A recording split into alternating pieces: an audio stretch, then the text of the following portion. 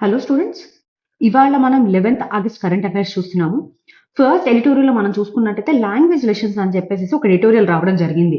3 language formula గురించి and recent instances గురించి ఈ ఎడిటోరియల్లో ఎక్స్ప్లెయిన్ చేశారు. ఒక్కసారి మనం ఇది ఈ ఫార్ములా చూద్దాం అనమాట. ఫస్ట్ అసలు 3 లాంగ్వేజ్ ఫార్ములా అనేది ఏంటి? లాంగ్వేజ్ అనేది ఇండియాలో ఒక cultural identity marker and political tool లాగా కూడా వాడుకుంటున్నారు. మనం చూసుకున్నట్టయితే రీసెంట్ కాంటెక్స్ట్ లో ఇండియాలో ఓవర్ 19,500 డైలెక్ట్స్ ఉన్నాయి అండ్ ఇంకా మనం చూసుకున్నట్టయితే 121 ప్లస్ లాంగ్వేజెస్ ఉన్నాయి. సో ఇక్కడ రీసెంట్ గా సెంటర్ స్టేట్ ఫ్రిక్షన్ ఎక్కడ వచ్చింది ఈ లాంగ్వేజ్ లో మనం చూసుకున్నట్టయితే ఫస్ట్ తమిళనాడులో గమనించవచ్చు మనం 2 లాంగ్వేజ్ ఫార్ములా అమలు చేస్తారు వాళ్ళు. అంటే ఏంటి, తమిళ్ అండ్ దాంతో పాటుగా ఇంగ్లీష్ మీడియం మాత్రమే బోధించడం జరుగుతుంది, హిందీని రిజెక్ట్ చేస్తారు. రెండోది వచ్చేటప్పటికి కర్ణాటకలో ఎస్సిపి అని చెప్పేసి వాళ్ళ స్టేట్ ఎడ్యుకేషన్ పాలసీ ఉంటుందన్నమాట. ఈ పాలసీలో కన్నడ ఆర్ మదర్ టంగ్ అంటే తులు ఉంటే తులు లాంగ్వేజ్ అక్కడ. సో ఆ లాంగ్వేజ్ దాంతో పాటు ఇంగ్లీష్ మాత్రమే నేర్పిస్తారు పిల్లలకి. అది ఐడియల్లీ క్లాస్ 12 వరకు మాత్రమే. నెక్స్ట్ మనకి చూసుకున్నట్టయితే తమిళనాడు గవర్నమెంట్ రీసెంట్ గా సమగ్ర శిక్ష అభియాన్ కింద ఇవ్వాల్సిన ఫండ్స్ ఇవ్వట్లేదు. సమగ్ర శిక్ష అభియాన్ కింద ఫండ్స్ ఎందుకు ఇవ్వట్లేదు అంటే సెంట్రల్ గవర్నమెంట్ ఎన్ఈపి ఉంది కదా, ఎన్ఈపికి మెమోరాండమ్ ఆఫ్ అండర్స్టాండింగ్ ఎంఓయూ చేస్తేనే మనకి ఈ ఫండింగ్ అనేది ఇస్తారనమాట. సో తమిళనాడు చేయలేదు, అందుకని చెప్పేసి వాళ్ళు ఫండింగ్ ఇవ్వట్లేదు. తమిళనాడు గవర్నమెంట్ ఏమంటుంది, ఎన్ఈపి కంప్లైంట్స్ కోసం అని చెప్పేసి సమగ్ర శిక్ష కింద ఇవ్వాల్సినటువంటి ఫండ్స్ ఇవ్వట్లేదు అని చెప్పేసి విషయం జరుగుతుంది. అండ్ ఇంకా మనకి సుప్రీంకోర్టుకు కూడా ఈ విషయం వెళ్తే సుప్రీంకోర్టు కూడా పిఐఎల్ డిస్మిస్ చేసింది అనమాట 3 లాంగ్వేజ్ ఫార్ములా అందరికీ ఇంప్లిమెంట్ చేయాలి అనే విషయంలో.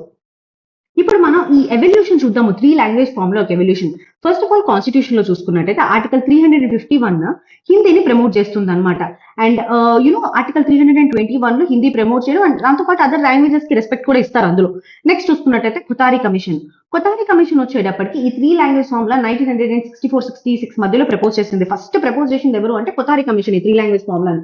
అండ్ ఆ తర్వాత మనం చూసుకున్నట్టయితే నేషనల్ ఎడ్యుకేషన్ పాలసీ 1968 లో హిందీ ఇంగ్లీష్ దాంతో పాటు ఒక రీజనల్ లాంగ్వేజ్ ఉండాలి అని చెప్పేసి వాళ్ళు చెప్పడం జరిగింది. ఆ తర్వాత ఎన్ఈపి 2020లో చూసుకున్నట్టయితే రీసెంట్ గా వచ్చినటువంటి నేషనల్ ఎడ్యుకేషన్ పాలసీలో 3 లాంగ్వేజెస్ ఫార్ములా వచ్చింది అండ్ దాంతో పాటుగా 2 ఇండియన్ లాంగ్వేజెస్, ఒకటి mother tongue till grade 5th నుంచి 8th క్లాస్ వరకు అని చెప్పడం జరిగింది అనమాట. సో అసలు ఎన్ఈపి యొక్క మేజర్ ఫీచర్ కూడా ఏంటి అంటే ఈ మదర్ టంగ్ మీద ఎంఫసిస్ చేయడం వల్ల చిన్న వయసులో మదర్ టంగ్ లో చదివితే వాళ్ళ కాగ్నిటివ్ ఎబిలిటీస్ అంటే వాళ్ళ బ్రెయిన్ అబ్జార్ప్షన్ కెపాసిటీస్ అవన్నీ పెరుగుతాయని చెప్పి యునెస్కో రిపోర్ట్లు కూడా ఉన్నాయి మనం చూసుకున్నట్టయితే. అదే కాకుండా ఇన్ని లాంగ్వేజెస్ ఒకేసారి చదువుకోవడం వల్ల చిన్న వయసు నుంచి మల్టీ లింగ్వలిజం అనేది డెవలప్ అవుతుంది. అంటే డిఫరెంట్ లాంగ్వేజ్ మాట్లాడగలగడం, డిఫరెంట్ లాంగ్వేజ్ అర్థం చేసుకునేటటువంటి క్యాపబిలిటీస్. అండ్ నెక్స్ట్ దాంతో పాటు ఇది నేషనల్ ఇంటిగ్రేషన్ కూడా ప్రమోట్ చేస్తుంది అనమాట. ఇది మేజర్ కీ ఫీచర్స్. ఆ తర్వాత ఒకసారి మనం ఈ 3 లాంగ్వేజ్ ఫార్ములా యూజ్ చేయడం వల్ల మెరిట్స్ చూసుకున్నట్టయితే ఇందాక ఆల్రెడీ చెప్పాం మనం. ఫస్ట్ ఏంటి, కోగ్నిటివ్ బెనిఫిట్స్ అంటే మల్టీ లింగ్వల్ స్కిల్స్ ని బూస్ట్ చేస్తుంది అని చెప్పాను కదా. అంటే డిఫరెంట్ లాంగ్వేజెస్ లో మాట్లాడేటువంటి క్యాపబిలిటీస్, ప్రాబ్లమ్ సాల్వింగ్ క్యాపబిలిటీస్, అంటే బ్రెయిన్ ఆ రకంగా అడాప్ట్ అవుతుంది అనమాట. కాగ్నిటివ్ గా బెనిఫిట్స్ అనేవి ఉంటాయి పిల్లలకి చిన్న వయసులోనే 3 లాంగ్వేజ్ ఫార్ములా తీసుకున్నట్టయితే. ఇంకా దాంతో పాటు మనం చూసుకున్నట్టయితే లాంగ్వేజ్ ఎక్విజిషన్ కానివ్వండి, ఫ్లెక్సిబిలిటీ కానివ్వండి, కల్చరల్ అడాప్టేషన్ అంటే డిఫరెంట్ లాంగ్వేజ్ డిఫరెంట్ కల్చర్స్ వాళ్ళ పర్స్పెక్టివ్ లో చూసినటువంటి అవకాశం కలుగుతుంది. సో లెర్నింగ్ అడ్వాంటేజ్ ఎర్లీగానే ఉంటుంది అనమాట. అండ్ ఇంకొకటి చూసుకున్నట్టయితే లిటరసీ స్ట్రెంత్ అని అవడం ఎట్లా మనకి యునెస్కో కూడా చెప్పింది ఈ డిఫరెంట్ లాంగ్వేజెస్ చిన్న వయసు నుంచి చదువుకున్నట్టయితే వాళ్ళ యొక్క కాగ్నిటివ్ ఎబిలిటీస్ పెరుగుతాయని చెప్పేసి. సో దాని వల్ల అండ్ దాంతో పాటుగా స్పెసిఫిక్ ఏకలవ్య స్కూల్స్ కానివ్వండి, కేరళ మోడల్ కానివ్వండి, ఆ లోకల్ లాంగ్వేజెస్ తీసుకోవడం వల్ల చిన్న వయసులో సో అప్పుడు ఎడ్యుకేషనల్ సపోర్ట్ అనేది కూడా వాళ్ళకి పెరుగుతుంది అనమాట. ఇంకా ఇది నేషనల్ యూనిటీని కూడా ఎన్హాన్స్ చేస్తుంది. ఇట్లా inter regional bonds different languages వల్ల డిఫరెంట్ రీజన్ లో ఉన్న పీపుల్ కలుస్తారు. సో దాని వల్ల స్టూడెంట్ ఎక్స్చేంజెస్ వల్ల వీటన్నిటి వల్ల నేషనల్ యూనిటీ అనేది బాగా పెరుగుతుంది. ఇంకొకటి చూసుకున్నట్టయితే జాబ్ ప్రాస్పెక్ట్స్, ఎంప్లాయ్మెంట్ జనరేషన్ కానివ్వండి, అంటే డిఫరెంట్ లాంగ్వేజ్ తో ఉన్నప్పుడు మనకి ఇంగ్లీష్ బాగా వచ్చింది అనుకోండి జాబ్ ప్రాస్పెక్ట్స్ బాగా ఉంటాయి. అండ్ ఇంకోటి మనం చూసుకున్నట్టు పాలసీ ఫ్లెక్సిబిలిటీ ఈ 3 లాంగ్వేజ్ ఫార్ములా ఏదైతే ఉందో అన్ని మొత్తం ఇండియా మొత్తం ఒకే 3 లాంగ్వేజ్ కాదు, వాళ్ళ లోకల్ లాంగ్వేజ్ తీసుకోవాల్సి ఉంటుంది అనమాట. సో అందుకని చెప్పేసి లోకల్ ఎడ్యుకేషనల్ నీడ్స్ అడాప్ట్. ఆ తర్వాత కానీ ఛాలెంజెస్ ఏంటి అని మనం చూసుకున్నట్టయితే ఫస్ట్ పొలిటికల్ రెసిస్టెన్స్. స్పెసిఫిక్ గా సౌత్ ఇండియన్ స్టేట్స్ ఉంటాయి కదా, యాంటీ హిందీ సెంటిమెంట్ అనేది సౌత్ ఇండియన్ స్టేట్స్ అండ్ దాంతో పాటు నార్త్ స్టేట్స్ మనం ఎక్కువ గమనించవచ్చు. సో అక్కడ సెంటర్ స్టేట్ రిలేషన్స్ కి అండ్ వాటి యొక్క డిస్ప్యూట్స్ కి తారదిస్తుంది అనమాట. రెండోది వచ్చేటప్పటికి టీచర్ షార్టేజ్. స్పెసిఫిక్ గా రీజనల్ అండ్ ట్రైబల్ లాంగ్వేజెస్ లో మనకు చెప్పాలి అంటే టీచర్స్ యొక్క వేకెన్సీస్ లేవు. అండ్ దాంతో పాటు ఇప్పుడు 3 లాంగ్వేజెస్ తీసుకోవచ్చు అంటున్నారు కదా, ఫర్ ఎగ్జాంపుల్ ఢిల్లీ లాంటి ఏరియాస్ తమిళ్ చెప్పేటటువంటి టీచర్స్ ఉండరు అనమాట. So regional and tribal language పోస్టులే కాకుండా రీజనల్ వేరియేషన్స్ కూడా ఉన్నాయి ఈ టీచింగ్ విషయంలో. Next student burden. ఇక్కడ స్పెసిఫిక్ గా చూసుకున్నట్టయితే ఒక పెద్ద స్కూల్స్ లో చదివితే ఒక చిన్న స్కూల్స్ లో చదివినప్పుడు ఆ ఇంపాక్ట్ అనేది చాలా డిస్ప్రపోర్షనేట్ గా ఉంటుంది అనమాట. అంటే స్టూడెంట్ 3 లాంగ్వేజ్ అబ్జర్వ్ చేసుకునేటటువంటి శక్తి ఉండకపోవచ్చు. Next infrastructure gaps. Teaching materials కానివ్వండి, ఫెసిలిటీస్ కానివ్వండి, లోకల్ లాంగ్వేజెస్ స్పెసిఫిక్ గా ట్రైబల్ లాంగ్వేజెస్ లో లేకపోవడము, అండ్ లో ట్రైలింగ్వలిజం. ఓన్లీ మనం చూసుకున్నట్టయితే ఇండియాలో ట్రైలింగ్విజం అంటే 3 లాంగ్వేజెస్ మాట్లాడేవాళ్ళు. ఇండియన్స్ ఓన్లీ 7.1% ఉన్నారన్నమాట 2011 సెన్సస్ ప్రకారం చూసుకున్నట్టయితే. అండ్ నెక్స్ట్ ఇంకొకటి చూసుకున్నట్టయితే ఏఐ ట్రాన్స్లేషన్ టూల్స్ అనేవి వచ్చాయి. సో అవి కంపల్సరీ లాంగ్వేజ్ లెర్నింగ్ ని క్వశ్చన్ చేస్తున్నాయి. అంటే ఏంటి అంటే ఇప్పుడు ఏ బేసిక్ టూల్స్ వచ్చాయి కదా, ఫర్ ఎగ్జాంపుల్ భాషని కానివ్వండి, ఇవన్నీ ఇవి లాంగ్వేజ్ యొక్క ట్రాన్స్లేషన్ చేస్తున్నాయి కదా. సో దే ఆర్ క్వశ్చన్ అనమాట అసలు అవసరం ఏముంది అనే విషయంలో. సో ఇది ఛాలెంజెస్. నెక్స్ట్ దాంతో పాటు central state relations and federalism మీద ఈ లాంగ్వేజ్ పాలసీ యొక్క ఇంపాక్ట్ చూసుకున్నట్టయితే ఫస్ట్ ఆఫ్ ఆల్ ఎడ్యుకేషన్ అనేది కాంకరెంట్ లిస్ట్ లో ఉంటుంది అనమాట. So that state and central government ఇద్దరు లెజిస్లేట్ చేయొచ్చు. సో దాని వల్ల ఏమవుతుంది, ఈ 3 లాంగ్వేజ్ ఫార్ములా అనేది సెంట్రల్ గవర్నమెంట్ లెజిస్లేట్ చేస్తుంది. సో దాని వల్ల ఫ్రీక్వెంట్ గా మనం సెంటర్ కి స్టేట్ కి మధ్య కాన్ఫ్లిక్ట్స్ అనేవి అబ్జర్వ్ చేస్తున్నాము. రెండోది చూసుకున్నట్టయితే కోఎర్సివ్ ఫెడరలిజం అంటారు. అంటే ఫెడరలిజం లో ఏంటి, స్టేట్ అండ్ దాంతో పాటు యూనియన్ అయితే అందరూ కలిసి పాలసీస్ చేసుకోవాల్సి ఉంటుంది. సో ఇక్కడ ఈ ఫండ్స్ ఏవైతే ఆల్రెడీ మనం చెప్పుకున్నాం కదా, తమిళనాడు గవర్నమెంట్ యొక్క సమగ్ర శిక్ష ఫండ్స్ ని సెంట్రల్ గవర్నమెంట్ ఆపింది అని చెప్పేసి. సో ఇలాంటి ఫండ్స్ ని ఈ లాంగ్వేజ్ పాలసీతో పాటు లింక్ చేయడం వల్ల కోఆపరేటివ్ స్పిరిట్ అనేది పోతుంది ఫెడరలిజం లో. నెక్స్ట్ వచ్చేటప్పటికి పర్స్పెక్టివ్ ఆఫ్ ఇంపోజిషన్ అంటారనమాట. అంటే ఏంటి అంటే ఇక్కడ నార్మల్ గా ఎవరైనా సరే ఒక పాలసీ తీసుకోవాలంటే ఏ స్టేట్ అయినా అది కోఆపరేటివ్ గా తీసుకోవాల్సి ఉంటుంది, వాళ్ళ మీద ఇంపోజ్ చేసినట్టు కాదు. ఇక్కడ ఈ నేషనల్ ఎడ్యుకేషన్ పాలసీకి కనుక మీరు అనుకూలంగా లేకపోతే, ఎంఓయూ చేసుకోకపోతే మీకు ఫండ్స్ ఇవ్వట్లేదు. సో దాని వల్ల ఏంటి, అది ఇంపోజ్ చేస్తున్నట్టే కదా ఒక పాలసీని. సో దాని వల్ల ఏమవుతుందంటే ఈ పర్సెప్షన్ అనేది వస్తుంది, అది ఇంపోజ్ చేస్తున్నట్టు. అండ్ దాంతో పాటు స్టేట్స్ చూసుకున్నట్టే తమిళనాడు, కర్ణాటక వాళ్ళ ఓన్ లాంగ్వేజ్ మోడల్స్ ఉన్నాయి, స్టేట్స్ కూడా పుష్ బ్యాక్ చేస్తున్నాయి. అండ్ ఇంకా వైడర్ గా చూసుకున్నట్టయితే లార్జ్ ఫిజికల్ ఎటానమీ గురించి, ఫిజికల్ ఐడెంటిటీ గురించి, కాన్స్టిట్యూషనల్ పవర్ గురించి డిబేట్స్ అనేవి ఉన్నాయన్నమాట ఈ సెంటర్ స్టేట్ రిలేషన్స్ విషయం. నెక్స్ట్ మల్టీలింగ్వలిజం ని ప్రమోట్ చేయడానికి గవర్నమెంట్ తీసుకొచ్చినటువంటి ఇనిషియేటివ్స్ చూసుకున్నట్టయితే అశ్మిత తీసుకొచ్చింది అనమాట. అశ్మితాలో ఏంటంటే దాదాపు 22,000 బుక్స్ ని 22 షెడ్యూల్డ్ లాంగ్వేజెస్ లోకి ట్రాన్స్లేట్ చేస్తారు. అండ్ దాంతో పాటు బహుభాష శబ్దకోశ్ అని చెప్పేసి డిఫరెంట్ లాంగ్వేజెస్ ఒక మల్టీలింగ్వల్ డిక్షనరీని తీసుకొచ్చాము. అండ్ భారతీయ భాషా పుస్తక స్కీమ్ తీసుకొచ్చాము అనమాట, digital text books Indian languages లో ఇవ్వడానికి. అదే కాకుండా భాషని AI powered real time translation platform and NEFT అంటే ఏంటి అంటే నేషనల్ ట్రాన్స్లేషన్ ఇన్ఫ్రాస్ట్రక్చర్ ని బిల్డ్ చేశాము. సో ఇవన్నీ మల్టీలింగ్వలిజం కోసం గవర్నమెంట్ ఆఫ్ ఇండియా తీసుకొచ్చినటువంటి స్కీమ్స్. అండ్ నెక్స్ట్ ఇంకా వే ఫార్వర్డ్ ఎలా ఉండొచ్చు అంటే ఫస్ట్ ఆఫ్ ఆల్ ఎడ్యుకేషన్ క్వాలిటీని ప్రయారిటైజ్ చేయాలి రాదర్ దాన్ లాంగ్వేజ్ కన్నా. లాంగ్వేజ్ ఇంపార్టెంట్ కానీ దానికన్నా క్వాలిటీ, ఫౌండేషనల్ లిటరసీ అనేది ఇంపార్టెంట్. అదే కాకుండా కోఆపరేటివ్ ఫెడరలిజం అంటే సెంటర్ స్టేట్ రిలేషన్స్ ఉంటాయి కదా, ఈ విషయంలో ఇంటర్ స్టేట్ కౌన్సిల్ కానివ్వండి లేదా కన్సెన్సస్ ద్వారా పాలసీస్ అనేవి తీసుకోవాలి. సో దాని వల్ల కోఆపరేటివ్ ఫెడరలిజం అనేది ప్రమోట్ అవుతుంది.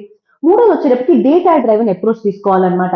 అంటే ఏవైతే లాంగ్వేజ్ ప్రొఫైల్స్ ఉంటాయి, అంటే ఏ లాంగ్వేజ్ ఏ రీజన్ లో మాట్లాడుతున్నారు అనేది అది డేటా డ్రైవెన్ గా తీసుకోవాల్సి ఉంటుంది.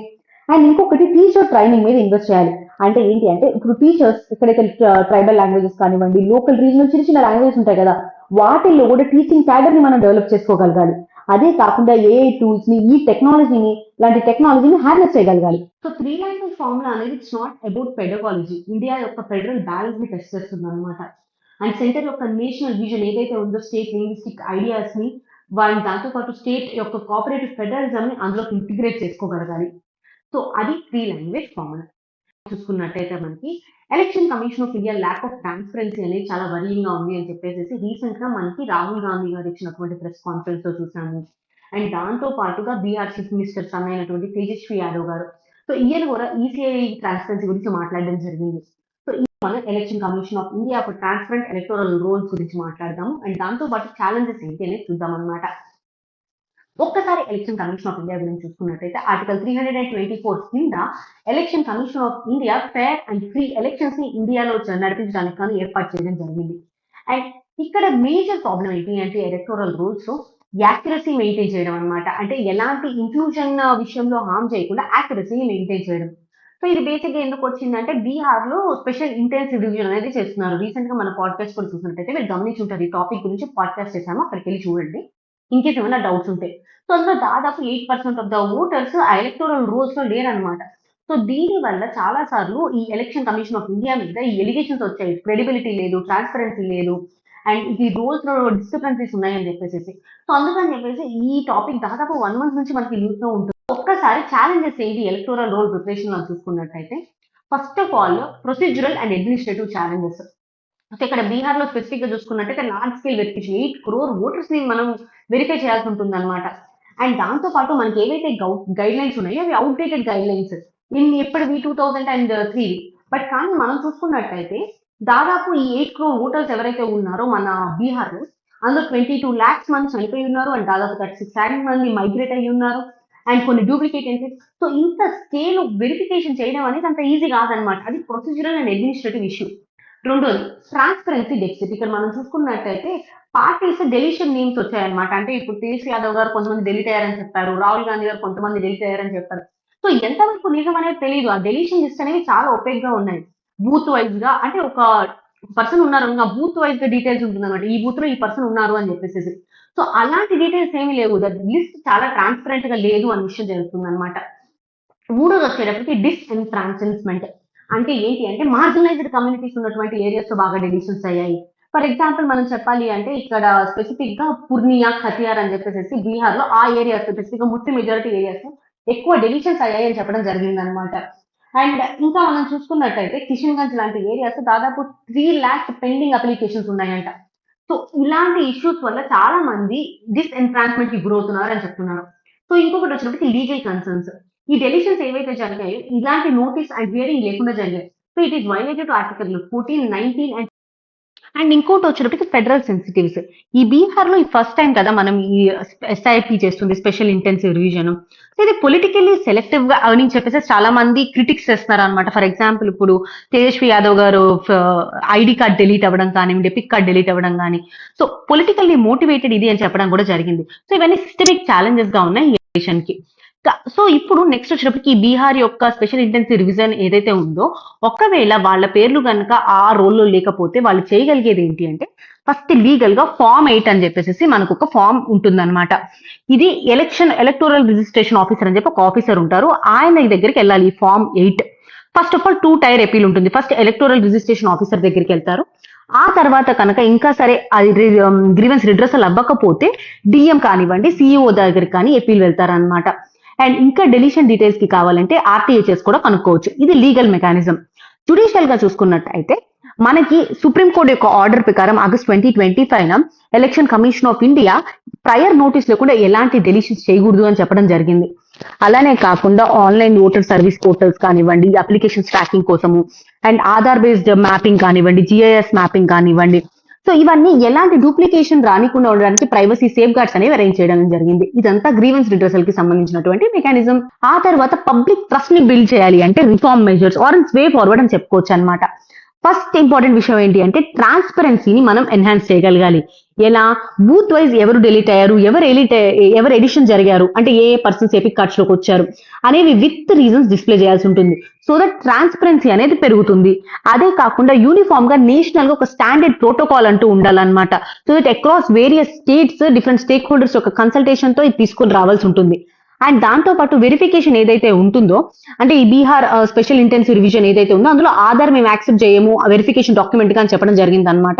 సో అలా కాకుండా అందరికీ అందుబాటులో ఉండేటటువంటి ఆధార్ కార్డ్ లాంటివి రెసిడెన్స్ ప్రూఫ్ గా తీసుకోవాలి. వెరిఫికేషన్ ఇంక్లూజివ్ గా ఉండాలి. అండ్ ఇంకొకటి డ్యూ ప్రాసెస్ ఉండాలి. ఎవరైనా డెలీట్ అవుతుంటే వాళ్ళకి నోటీస్ ఇవ్వాలి. దాంతో పాటు హియరింగ్ అనేది ఉండాలి. అంటే నిజానికి వాళ్ళు ఉన్నారా లేదా అనేది ఒక హియరింగ్, వాళ్ళకి డ్యూ ప్రాసెస్ అనేది జరగాలన్నమాట. ఇంకొకటి కంటిన్యూస్ గా ఈ ఎలక్టోరల్ ప్లంజెస్ కానివ్వండి, ఈ రోలింగ్ అప్డేట్స్ కానివ్వండి, కంటిన్యూస్ అప్డేట్ అనేది ఉండాలి. అదే కాకుండా వనరబుల్ కాన్స్టిట్యుయెన్సీస్ ఏవైతే ఉంటాయో వాటిని నిజంగా ఎంత డెలిషన్స్ అయ్యాయి అనేది జుడిషియల్ ఆడిట్ అనేది జరగాలి. And citizens awareness and self verification tools, ఇందాక ఏదైతే డిజిటల్ టూల్స్ చెప్పామో వాటి వల్ల సిటిజన్ ఎంగేజ్మెంట్ అనేది ప్రమోట్ చేయగలగాలి. సో ఇప్పుడు బీహార్ లో జరిగినటువంటి స్పెషల్ ఇంటెన్సివ్ రివిజన్ ఏదైతే ఉందో అదొక ఇంపార్టెంట్ ట్రూత్ ని హైలైట్ చేస్తుంది. ఏంటది? యాక్యురసీ వితౌట్ ట్రాన్స్పరెన్సీ అనేది ట్రస్ట్ ని ఎరోడ్ చేస్తుంది అని. ఇది మనం స్టార్టింగ్ ఇంట్రోలో కూడా రాసుకోవచ్చు ఈ point. Accuracy without transparency trust ని ఎరోడ్ చేస్తుంది. సో దట్ ఈ యాక్యురసీని ఇంక్లూజన్ ని బ్యాలెన్స్ చేయాలి with due process and openness. Bihar special intensive revision గురించి ఉన్నటువంటి టాపిక్ మనం చూసుకున్నట్టయితే కెమికల్లీ కంటామినేటెడ్ సైట్స్ రావడం జరిగినాయి. సో అవేంటివి? Environment protection management of contaminated sites rules 2025 అన్నమాట. అసలు ఒక్కసారి ఈ రూల్స్ గురించి చూద్దాము. ఇది first dedicated legal binding framework దేనికి? కంటామినేటెడ్ సైట్స్ ఏంటి అని చెప్పడానికి. సో ఇందులో ఈ సైట్ ని ఐడెంటిఫై చేస్తారు, అసెస్ చేస్తారు, వాటిని ఎలా మనం రెమెడీ చేయాలి అనేది ప్రయారిటైజ్ కూడా చేస్తారు అనమాట. అండ్ పొల్యూటర్ స్ప్రే ప్రిన్సిపల్ అందరికీ తెలిసింది ఆల్రెడీ ఉంది. సో ఒక్కసారి కంటామినేటెడ్ సైట్స్ యొక్క రూల్స్ చూద్దాం. ఫస్ట్ ఆఫ్ ఆల్ దీనికి డెఫినేషన్ ఇవ్వడం జరిగింది. అసలు కంటామినేటెడ్ వేస్ట్ అంటే ఏంటి, కంటామినేటెడ్ సైట్ అంటే ఏంటి అనే దానికి డెఫినేషన్ ఇచ్చారనమాట. కంటామినేటెడ్ సైట్ అంటే ఏంటి? A area with historical hazardous waste. చాలా ఇయర్స్ గా హజార్డియస్ వేస్ట్ ఉంది అనుకోండి, దాన్ని కంటామినేటెడ్ సైట్ అంటారు. ఫర్ ఎగ్జాంపుల్ ల్యాండ్ ఫిల్స్ కానివ్వండి, స్పిల్ సైట్స్ కానివ్వండి, ఇవన్నీ కంటామినేటెడ్ వేస్ట్ సైట్స్ కింద వస్తాయి. రెండోది వచ్చేటప్పటికి ఈ సైట్స్ యొక్క ఐడెంటిఫికేషన్. ఇక్కడ డిస్ట్రిక్ట్ రిపోర్ట్స్ ఉంటాయి కదా, అంటే డిస్ట్రిక్ట్ అడ్మినిస్ట్రేషన్ ఉంటుంది కదా, వాళ్ళు హాఫ్ ఇయర్లీ రిపోర్ట్స్ అనేది స్టేట్ పొల్యూషన్ కంట్రోల్ బోర్డ్ కి ఇవ్వాలన్నమాట. అంటే ఎవ్రీ 6 months కి స్టేట్ పొల్యూషన్ కంట్రోల్ బోర్డ్ కి రిపోర్ట్ అనేది ఇవ్వాల్సి ఉంటుంది. ఈ స్టేట్ పొల్యూషన్ కంట్రోల్ బోర్డ్ ఏం చేస్తుంది అంటే ఒక 90 days లోపల ప్రిలిమినరీ అసెస్మెంట్ చేస్తుంది అనమాట. ఎన్ని డేస్ లో? 90 days లో state pollution control body SPCB. So వీళ్ళు 90 days లో ప్రిలిమినరీ అసెస్మెంట్ చేసి డీటెయిల్డ్ ఇన్వెస్టిగేషన్ ఈ 90 days లో ఇస్తారు. సో ఆ తరువాత ఏవైనా సరే 189 హజార్డస్ కెమికల్స్ ఉన్నాయన్నమాట, అవి కానీ థ్రెషోల్డ్ లిమిట్ పెట్టిన దానికన్నా దాటితే ఆ సైట్ ని కంటామినేటెడ్ సైట్ గా డిక్లేర్ చేస్తారు. సో ఫస్ట్ ఏంటి, ఐడెంటిఫికేషన్ ప్రాసెస్ లో డిస్ట్రిక్ట్ అడ్మినిస్ట్రేషన్ హాఫ్ ఇయర్లీ అంటే ఎవ్రీ 6 months కి SPCB కి రిపోర్ట్ ఇస్తుంది. ఈ రిపోర్ట్ 90 days లోపల ఈ ఎక్స్పర్ట్ అసెస్మెంట్ అనేది జరుగుతుంది. ఈ ఎక్స్పర్ట్ అసెస్మెంట్ దేనికి జరుగుతుంది? 189 హజార్డస్ కెమికల్స్ ఉంటాయి కదా, ఈ కెమికల్స్ ఉండాల్సినటువంటి మెజర్స్ కన్నా ఎక్కువ ఉన్నాయా అనేది చూస్తారనమాట. ఒకవేళ ఎక్కువ ఉన్నట్టయితే ఆ సైట్ ని కంటామినేటెడ్ సైట్ గా చెప్తారు. సో ఇది ఐడెంటిఫికేషన్ ప్రాసెస్. రెండోది వచ్చేటప్పటికి రెమిడియేషన్ అంటారు. అంటే ఒకవేళ సైట్ ని ఐడెంటిఫై చేసిన తర్వాత దాన్ని ఎలా క్లీనప్ చేస్తాము అని చెప్పేసి ఇది ఎక్స్పర్ట్ ద్వారా ఒక క్లీనప్ మ్యాప్ అనేది, ఒక క్లీనప్ ప్లాన్ అనేది తయారు చేస్తారు వీళ్ళు. ఆ తర్వాత చూసుకుంటే లయబిలిటీ. సో ఇప్పుడు ఎవరి మీద పడుతుంది ఈ రెమిడియేషన్ ఖర్చు అనేది చూసుకున్నట్టయితే పొల్యూటర్ స్ప్రే ప్రిన్సిపల్ అన్నమాట. అంటే ఏంటి, ఎవరైతే ఫర్ ఎగ్జాంపుల్ ప్లాస్టిక్ వేస్ట్ ఉందనుకోండి, ప్లాస్టిక్ వేస్ట్ తయారు చేస్తున్నటువంటి కంపెనీస్ ఉంటాయి కదా, ఆ కంపెనీస్ ని పొల్యూటర్స్ కింద తీసుకుంటారు అనమాట. సో ఇప్పుడు డిస్కార్డెడ్ ప్లాస్టిక్ వేస్ట్ ఏదైతే ఉంటుందో దానికి పేమెంట్ చేసేది ఆ కంపెనీస్, ఎందుకంటే వాళ్ళు పొల్యూటర్ గా మనం చెప్తున్నాం కాబట్టి. సో అదే పొల్యూటర్స్ పే ప్రిన్సిపల్ కింద లైబిలిటీ ఉంటుంది. అండ్ ఒకవేళ ఆ పొల్యూటర్ అన్ట్రేసబుల్ అనుకోండి, ఫర్ ఎగ్జాంపుల్ ఇప్పుడు ఈ ప్లాస్టిక్ వేస్ట్ ఉంది, సింగిల్ యూస్ ప్లాస్టిక్స్ ఎవరు మ్యానుఫ్యాక్చర్ చేస్తున్నారని క్లియర్ గా చెప్పలేము. సో ఇలా అన్ట్రేసబుల్ గా పొల్యూటర్ ఉంటే గవర్నమెంట్ ఆ కాస్ట్ ని షేర్ చేసుకుంటుంది అనమాట.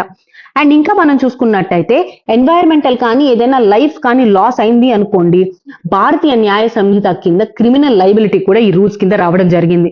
అండ్ ఇంకా కొన్ని ఎక్స్క్లూజన్స్ ఉన్నాయి ఈ రూల్స్ కి, అవేంటంటే radio active waste, mining waste, marine oil, municipal dumps, ఇవన్నీ ఎక్స్క్లూజన్స్ గా ఉన్నాయి. ఎందుకంటే ఇవన్నీ అదర్ లాస్ కింద ఉంటాయి కాబట్టేసి. ఇప్పుడు మనం ఈ రూల్స్ యొక్క సిగ్నిఫికెన్స్ ఏంటి అనేది చూద్దాం అనమాట. ఇది ఒక first dedicated legal framework. Previous గా మనం చూసుకున్నట్టయితే కోర్ట్స్ ఒక రూల్స్ చెప్పడం కానివ్వండి, యాడ్ హాక్ గా ఏదైనా సైట్ కంటామినేట్ అయితే దాని గురించి రూల్స్ ఇవ్వడం కానీ ఇవన్నీ చూసాము. ఫస్ట్ టైం స్టాట్యుటరీ బ్యాకింగ్ తో ఇప్పుడు ఈ రూల్స్ రావడం జరిగాయి అనమాట. ఇది first dedicated legal framework in right direction, so that across అన్ని స్టేట్స్ యూనిఫామ్ ప్రాసెస్ అనేది ఉంటుంది.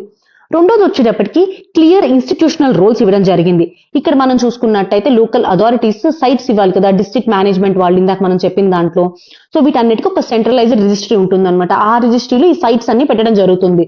సో దట్ ప్లానింగ్ చేయడానికి కరెక్ట్ గా చేసుకోవచ్చు, టార్గెటెడ్ గా ఈ సైట్ లో ఈ కంటామినేటెడ్ ఏరియా ఉంది ఆర్ ఈ కంటామినెంట్ ఉంది అని చెప్పేసి. సో క్లియర్ గా ఇన్స్టిట్యూషనల్ రోల్ అండ్ దాంతో పాటు నేషనల్ ఇన్వెంటరీ అనేది ఉంటుంది. మూడోది వచ్చేటప్పటికి సైన్స్ బేస్డ్ స్టాండర్డ్స్. ఈ 189 కంటామినెంట్స్ ఏవైతే ఉన్నాయో ల్యాండ్ యూజ్ స్పెసిఫిక్ థ్రెషోల్డ్స్ వరకు ఉన్నాయా లేదా అని చూస్తారనమాట. అంటే ఫర్ ఎగ్జాంపుల్ మనం చూసుకున్నట్టు ఒక కంటామినెంట్ ఉంది, ఆ కంటామినెంట్ ఆ land use specific threshold value కన్నా ఎక్కువ ఉందా లేదా. ఫర్ ఎగ్జాంపుల్ అగ్రికల్చర్ ల్యాండ్ లో, రెసిడెన్షియల్ ల్యాండ్ లో, కమర్షియల్ ల్యాండ్ లో, సో డిఫరెంట్ ల్యాండ్స్ ఉంటాయి కదా, ఆ ల్యాండ్ యూజ్ ని బట్టి స్పెసిఫిక్ గా ఆ కంటామినెంట్ ఆ థ్రెషోల్డ్ ఉందా లేదా అని చెక్ చేస్తారనమాట. సో దట్ ఇప్పుడు అగ్రికల్చర్ లో ఉందనుకోండి ఒక కైండ్ ఆఫ్ రిస్క్ ఉంటుంది, ఇండస్ట్రియల్ ఏరియాలో ఉంటే ఒక కైండ్ ఆఫ్ రిస్క్ ఉంటుంది, అర్బన్ ఏరియాలో ఉంటే ఇంకా ఎక్కువ డబుల్ రిస్క్ ఉంటుంది అనమాట. సో ఆ రిస్క్ బేస్ మీద క్లీనప్ చేసేటప్పుడు ప్రయారిటైజేషన్ చేస్తారు, అంటే ఈ సైట్ ముందుగా క్లీన్ చేయాలి అని చెప్పేసి. సో దీనికోసం సైన్స్ బేస్డ్ స్టాండర్డ్స్ ఇవ్వడం జరిగింది. నాలుగోది వచ్చేది పొల్యూటర్స్ అకౌంటబిలిటీ. మనం ప్రీవియస్ గా కూడా ఇవన్నీ ఉన్నాయన్నమాట. పొల్యూటర్స్ స్ప్రే ప్రిన్సిపల్ కానివ్వండి, లేకపోతే రెస్పాన్సిబుల్ పార్టీస్ ఎవరైతే ఈ పొల్యూషన్ చేస్తున్నారో వాళ్ళని ఐడెంటిఫై చేయడానికి లీగల్ ప్రొవిజన్స్ కానివ్వండి. సో ఈ పొల్యూటర్స్ అకౌంటబిలిటీ అనేది ఇందులో మెయింటైన్ చేయగలిగారు. అండ్ ఐదోది వచ్చేటప్పటికి ట్రాన్స్పరెన్సీ అండ్ పబ్లిక్ సేఫ్టీని ఇంప్రూవ్ చేశారనమాట. ఏ సైట్ నోటిఫికేషన్స్ ఉన్నాయి కదా, ఇప్పుడు కంటామినేటెడ్ సైట్ అని చెప్తున్నాం కదా, దాన్ని పబ్లిక్ సైట్ లో పెడతారు, ఆ సైట్ కంటామినేటెడ్ అని చెప్పేసి. అండ్ యాక్సెస్ కూడా జనాల్ని ఆ సైట్ కి వెళ్ళడానికి రెస్ట్రిక్ట్ చేస్తారు, దాంతో పాటు మానిటరింగ్ అనేది. ఇది సిగ్నిఫికెన్స్ ఈ సైట్స్ యొక్క. నెక్స్ట్ ఇంకోటి మనం చూసుకున్నట్టయితే ఇప్పుడు ఇండస్ట్రియల్ వేస్ట్ మేనేజ్మెంట్ ఏదైతే ఉందో దాంట్లో హిస్టారికల్ గ్యాప్స్ ఏంటి, అసలు ఉన్నటువంటి ఇష్యూస్ ఏంటి అని చూసుకున్నట్టయితే ఫస్ట్ ఇష్యూ వచ్చేటప్పటికి ఈ రూల్స్ ద్వారా మనం యాబ్సెన్స్ నుంచి యాక్షనబుల్ ఫ్రేమ్వర్క్ వచ్చాం అనమాట. హిస్టారికల్ గా చూసుకుంటే ఈ హజార్డస్ వేస్ట్ సైట్స్ ఉంటాయి కదా, వీటిని మెయింటైన్ చేయడానికి ఒక లా అంటూ మనకు లేదు. ఎర్లియర్ గా తీసుకున్నటువంటి ఎఫర్ట్స్ కూడా చాలా ఫ్రాగ్మెంటెడ్ గా ఉన్నాయి. సో అలా కాకుండా ఒక స్టాట్యుటరీ బ్యాకింగ్ తో ఫస్ట్ టైం మనకి రూల్స్ రావడం జరిగింది. సో దట్ ఒక సైట్ ని డిటెక్ట్ చేయడం, దాన్ని అసెస్ చేయడం, దాన్ని ప్రయారిటైజ్ చేయడం అండ్ దాన్ని రెమిడియేట్ చేసి ఫైనల్ గా దాన్ని మానిటర్ చేస్తారనమాట. నెక్స్ట్ మనం చూసుకున్నట్టయితే క్రియేషన్ ఆఫ్ రిలయబుల్ ఇన్వెంటరీ. ఇందాక మనం చెప్పుకున్నట్టయితే సిస్టమాటిక్ లిస్టింగ్ అండ్ రిపోర్టింగ్ ద్వారా ఒక రిలయబుల్ గా ఇన్వెంటరీ ఒక లిస్ట్ అనేది ఉంటుంది మన దగ్గర. ఎక్కడ కంటామినేషన్ ఉంది, ఎక్కడ సైట్స్ లో కంటామినేషన్ అనేది మనం క్లియర్ అవుట్ చేయాలి అని చెప్పేసి. అండ్ మూడోది వచ్చేటికి standardization of technical criteria.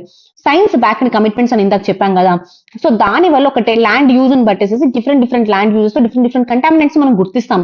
So standardisation చేయడం వల్ల అసెస్మెంట్ మెథడ్ అనేది ఈజీ అవుతుంది. అండ్ ఇంకొకటి లయబిలిటీ అండ్ ఎన్ఫోర్స్మెంట్. ఇందాక ఆల్రెడీ మనం పొల్యూటర్స్ ప్లే ప్రిన్సిపల్, క్రిమినల్ లయబిలిటీ కూడా చెప్పాము. ఎన్వైరన్మెంట్ కానీ లైఫ్ కానీ డ్యామేజ్ జరిగితే సో దీని వల్ల లయబిలిటీ అండ్ ఎన్ఫోర్స్మెంట్ అనేవి స్ట్రిక్టర్ గా చేయడం జరిగింది. అండ్ ఇంకా ఈ క్లియర్ డ్యూటీలు సిపిసిబి, ఎస్పిసిబి ఏవైతే ఉన్నాయో వాటికి క్లియర్ డ్యూటీస్ ఇచ్చారు. అంటే 90 days లోపల మీరు తీసుకురావాలి రిపోర్ట్ అని చెప్పేసి. సో ఇన్స్టిట్యూషనల్ కోఆర్డినేషన్ జరుగుతాం దీంట్లో. కానీ ఇంప్లిమెంటేషన్ లో వచ్చినటువంటి ఛాలెంజెస్ ఏంటి అంటే first of all scope limitations, exclusions మనం చూసాం కదా. రేడియో యాక్టివ్ ఇచ్చారు, మైనింగ్ ఇచ్చారు, మెరైన్ ఆయిల్ ఇచ్చారు, మున్సిపల్ డంప్ సైట్స్ ఇచ్చారు. మేజర్ హజార్డస్ వేస్ట్ కి రీజన్స్ ఏంటి? Municipal dump sites, so radioactive sites. So వీటిని ఎక్స్క్లూడ్ చేస్తే ఇంకా దేన్ని వీళ్ళు అసెస్ చేస్తున్నట్టు? సో లిమిటేషన్స్ అనేవి ఎక్కువగా ఉన్నాయి, ఎక్స్క్లూజన్స్ అనేవి ఎక్కువగా ఉన్నాయి. ఇది ఫస్ట్ ఫార్మోస్ట్ ఛాలెంజ్ వీటికి. రెండోది వచ్చేటప్పటికి ఫినాన్షియల్ కాన్స్టెంట్స్. ఇక్కడ చాలా సార్లు పొల్యూటర్స్ ని ట్రేస్ చేయలేము మనం. పొల్యూటర్స్ ట్రేస్ చేయలేకపోతే ఎవరు డబ్బులు కడతారని చెప్పుకున్నాము? నేషనల్ గా గవర్నమెంట్ కడుతుంది అని చెప్పాము. సో ఇప్పుడు ఈ రెమిడియేషన్ కాస్ట్ ఎవరి మీద పడతాయి? ఈ హై రెమిడియేషన్ కాస్ట్ ఎక్కువగా గవర్నమెంట్ మీద పడతాయి అనమాట. సో దీనివల్ల ఫినాన్షియల్ గా ఫండింగ్ క్రంచ్ అనేది చూసే అవకాశం ఉంటుంది. మూడోది వచ్చేటప్పటికి టెక్నికల్ కెపాసిటీ గ్యాప్స్. ఇక్కడ చూసుకున్నట్టయితే ఈ కంటామినేటెడ్ సైట్స్ ఉన్నాయో వాటిని మేనేజ్ చేయడానికి ఇప్పుడు దీనికి హైడ్రోజియాలజిస్టులు కానివ్వండి, సాయిల్ సైంటిస్టులు కానివ్వండి, అడ్వాన్స్డ్ రెమిడియేషన్ టెక్నాలజీస్ కావాలి మనకి. సో ఇండియాలో చూసుకున్నట్టయితే R&D మీద పెట్టేటటువంటి డబ్బులే 0.5% ఆఫ్ జీడిపి కన్నా తక్కువ ఉంటుంది. So weak lab monitoring infrastructure ఉంది చాలా స్టేట్స్ లో. సో ఇలాంటి టైంలో టెక్నికల్ గా మనం ఎలా అప్గ్రేడ్ చేస్తాము అనేది చాలా పెద్ద ఛాలెంజ్. నాలుగోది వచ్చేటప్పటికి కోఆర్డినేషన్ ఇష్యూస్. ఇక్కడ మనం సిపిసిబి, ఎస్పిసిబి అని పెట్టుకుంటున్నాం కదా. సెంట్రల్ మళ్ళీ ఇప్పుడు వాటర్కి వెళ్ళినప్పుడు అయితే అంటే ఈ మున్సిపల్ డంప్ సైట్స్ ద్వారా వాటర్ లోకి గ్రౌండ్ వాటర్ లోకి లీచ్ అయితే సెంట్రల్ గ్రౌండ్ వాటర్ బోర్డు ఉంటుంది. సో డిఫరెంట్ బాడీస్ ఉన్నాయి, డిఫరెంట్ పొల్యూషన్. సో వాటి మధ్య కోఆర్డినేషన్ అనేది చాలా ఛాలెంజింగ్ గా ఉండబోతుంది. అండ్ ఇంకొకటి data quality and site identification. ఇక్కడ బేసిక్ గా మనం చూసుకున్నట్టయితే ఎస్పిసిబి వాళ్ళు 90 days లోపల దాని యొక్క ఎక్స్పర్ట్ రివ్యూ అనేది ఇవ్వాల్సి ఉంటుంది కదా. కానీ ఇక్కడ యాక్యురేట్ గా సర్వేస్ చేయడం ఇంపార్టెంట్. ఇక్కడ వాళ్ళు రివ్యూ 90 days ఇవ్వడం కాదు, ఆ డేటా యాక్యురేట్ డేటా ఉండడం అండ్ యాక్యురేట్ గా సర్వేస్ చేయడం అనేది చాలా ఇంపార్టెంట్ అనమాట. సో ఇప్పుడు ఓవరాల్ గా ఈ రూల్స్ యొక్క సక్సెస్ అనేది డిపెండ్ అయ్యేది ఆ ఫీల్డ్ సర్వే యాక్యురేట్ గా జరగడం వల్ల. ఏదైనా మిస్ క్లాసిఫైడ్ సైట్స్ కానివ్వండి, లేదా ఏదైనా సరే ఇన్వెంటరీలో నుంచి మిస్ అయినాయి అనుకోండి, ఓవరాల్ గా ఈ రూల్స్ ఏ మీనింగ్లెస్. అంటే ఏదైనా పొలిటికల్ బయాసెస్ వల్ల కానివ్వండి ఏదైనా. నెక్స్ట్ మనం చూసుకున్నట్టయితే కమ్యూనిటీ ఎంగేజ్మెంట్. ఇక్కడ నాట్ ఓన్లీ సైట్స్ మనం ఐడెంటిఫై చేయడం, కమ్యూనిటీ యొక్క అవేర్నెస్ కూడా కావాలి. యాక్టివ్ గా పబ్లిక్ రోల్ ఉండాలి ప్లానింగ్, మానిటరింగ్ అండ్ రిసోర్సింగ్ విషయాల్లో. అండ్ ఇంకొకటి లాంగ్ టర్మ్ మానిటరింగ్ అనేది కావాలి ఈ మున్సిపల్ సైట్స్ కి. సో దానికి బడ్జెట్ కూడా ఆ లాంగ్ టర్మ్ మానిటరింగ్ తగ్గినట్టుగా కావాల్సి ఉంటుంది. నెక్స్ట్ వే ఫార్వర్డ్ ఏం చేయొచ్చు, అసలు ఇంకా ఏం చేయొచ్చు అంటే first of all dedicated financing mechanism పెట్టాలి. నేషనల్ రెమిడియేషన్ ఫండ్ కానివ్వండి, మనం ఆల్రెడీ చెప్పాం కదా పొల్యూటర్స్ ని ఈ అన్ఆర్గనైజ్డ్ సెక్టర్ లో స్పెసిఫిక్ గా పొల్యూటర్స్ ని తీసుకోవడం అనేది చాలా కష్టం. సో దానికోసం ఒక నేషనల్ రెమిడియేషన్ ఫండ్ పెట్టాలి. అండ్ ఎన్వైరన్మెంటల్ బాండ్స్ కానివ్వండి, గ్రీన్ బాండ్స్ అంటారు స్పెసిఫిక్ గా. సో ఇలాంటి హై రిస్క్ ఇండస్ట్రీస్ ఏవైతే ఉంటాయో వాటికి ఫినాన్షియల్ ఇన్సూరెన్స్ కోసం ఈ డిఫరెంట్ ఇన్నోవేటివ్ ఫినాన్షియల్ మెకానిజమ్స్ ని ప్రమోట్ చేయాలి. నెక్స్ట్ కెపాసిటీ బిల్డింగ్, ఎస్పీసీబీస్ కానివ్వండి, సిపిసిబిస్ కానివ్వండి, ఎక్స్పర్ట్ ఒపీనియన్స్ కోసమైనా. So capacity building, technological upgradation అనేది చేయాలి. టెక్నాలజికల్ అప్గ్రేడేషన్ అంటే ఏంటి? GIS, remote sensing, GPS technologies. So ఇలాంటి కాస్ట్ ఎఫెక్టివ్ టెక్నాలజీస్ వాడడము అండ్ దాని ద్వారా డెడికేటెడ్ గా మనకి ఎన్వైరన్మెంటల్ కంటామినేటెడ్ సైట్స్ ఉంటాయి కదా వాటిని మానిటర్ చేయగలం. ఒక్కసారి మనం ఫైనల్ గా చూసుకున్నట్టు ఎన్వైరన్మెంట్ ప్రొటెక్షన్ రూల్స్ ఏవైతే ఉన్నాయో it is going to be land mark అనమాట ఇండియాస్ కెమికల్ పొల్యూషన్ కి అగెనెస్ట్ గా. ఇవి ప్రీవియస్ గా ఉన్నటువంటి ఫ్రాగ్మెంటెడ్ రియాక్టివ్ క్లీనప్ ఐడియాస్ ఉంటాయి కదా వాటి నుంచి కాకుండా ఒక నేషనల్ గా ఒక సైన్స్ బేస్డ్, ఒక reform based, legally enforceable framework తీసుకొచ్చాయి. సో ఓవరాల్ గా దీని యొక్క సక్సెస్ అనేది ఫైనాన్సింగ్ కానివ్వండి, టెక్నికల్ కెపాసిటీ కానివ్వండి, ఇంటర్ ఏజెన్సీ కోఆర్డినేషన్ వల్ల కానివ్వండి, కమ్యూనిటీ రోల్ వల్ల కానీ వీటన్నిటి మీద డిపెండ్ అవుతుంది అనమాట. సో దీనికోసం ఓవరాల్ హోలిస్టిక్ ఐడియాని అయితే గవర్నమెంట్ తీసుకురావడం జరిగింది. సో ఇవి ఇవాల్టి current affairs. Thank you so much for hearing.